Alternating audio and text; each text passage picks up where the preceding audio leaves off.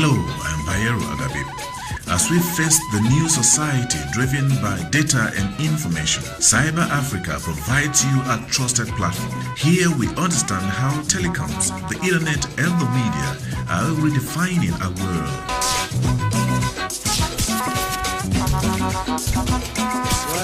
Hello, Africa. Hello, Africa. Tell me how you do, Africa. Cyber Africa, connecting Africa. Africa is changing. Climate change is transforming the way we live, do business, and work. My name is Friday Otuya. I'm standing in for your regular host of the show, Bayero Agabe. And on today's special edition of Cyber Africa, we're taking a critical look at climate change and the various issues surrounding it. Stick around, don't go away. It promises to be a very, very exciting show.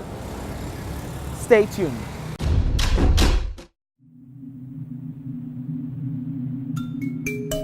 Climate change is the greatest challenge facing humanity today. Scientists believe man's activity on the earth have caused climate change.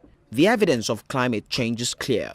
Rising global temperatures, changes in weather, changes in rainfall resulting in floods, drought or intense rain, as well as more frequent and severe heat waves. The planet's oceans and glaciers have also experienced some big changes. Oceans are warming and becoming more acidic. Ice caps are melting and sea levels are rising. All these and other changes will likely present challenges to our society and our environment. Nigeria, like many countries, continues to witness the adverse effect of climate change in all its ramifications. To the north, we have the Sahara Desert. To the south, we have the Atlantic. And we have a large population. A piece of land that used to belong to 10 people 2 generations ago now belong to 100 people. And there are a series of droughts. We are reeking under challenges of climate change as the frequency and the intensity of extreme events like floods and drought are on the increase. These challenges have resulted in the destruction of many economic and social structures, and more worryingly, threatening our national food production and security. Life on Earth depends on energy coming from the sun.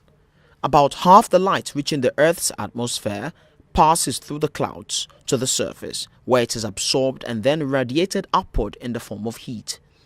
Most of this heat is trapped and absorbed by the greenhouse gases like methane and water vapor, causing heat and warming the surface of the Earth.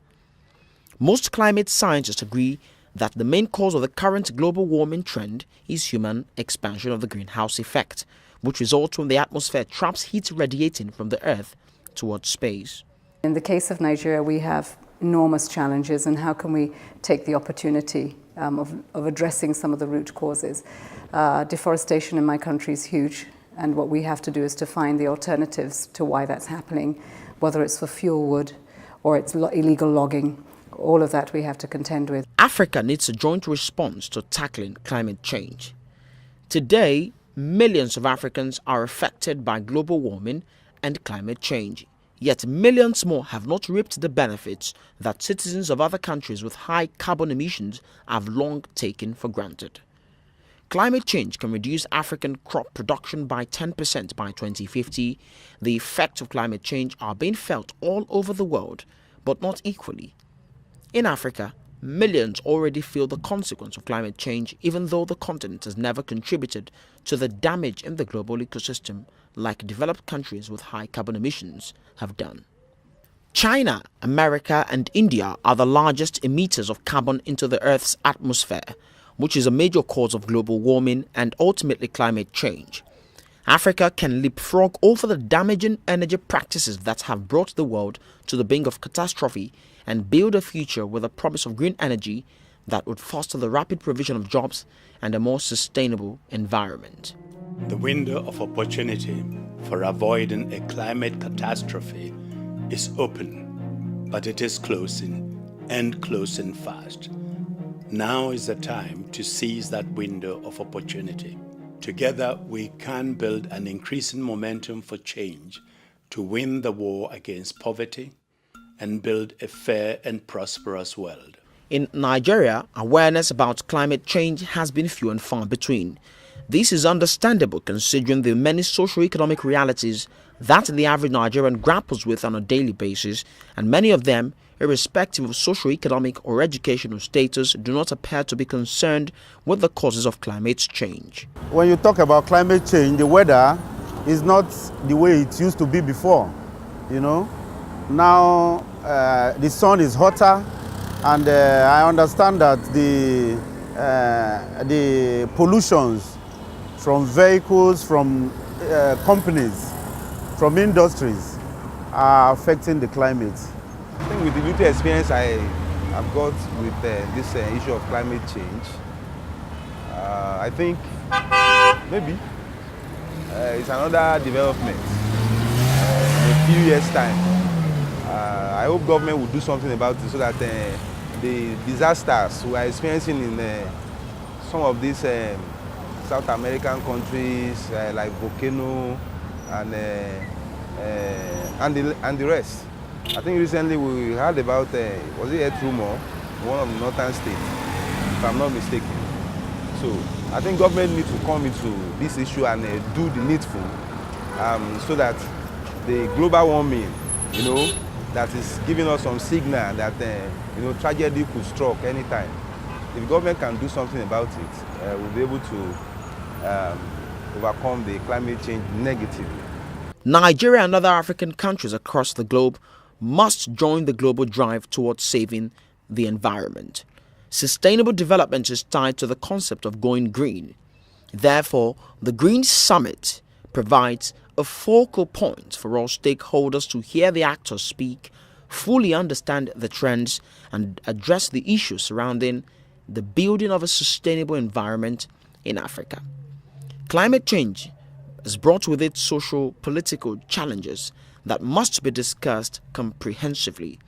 In April this year, the Green Summit will provide a platform for stakeholders to dialogue on the positive environmental, social, and political steps to take that are geared towards a sustainable Nigeria, which will promote peaceful living, thereby setting the nation on course for sustainable development. We have desertification, and in a sense, the desertification in Nigeria has caused the drying up, climate change, exacerbated issues of conflict in the northeast with Boko Haram.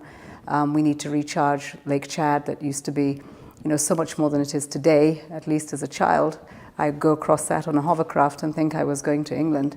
Today, it's a puddle, and I think, you know, it's a stark contrast of before and now.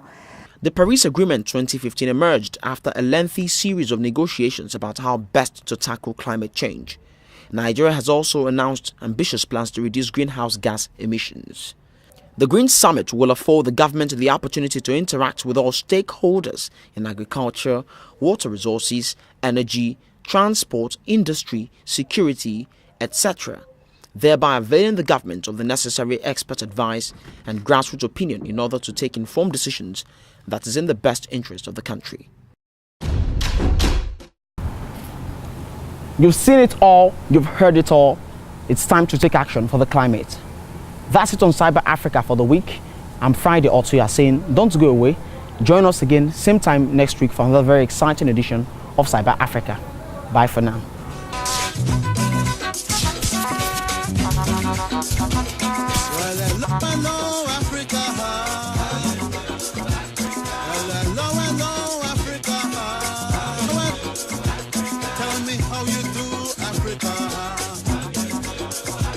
Cyber Africa, connecting Africa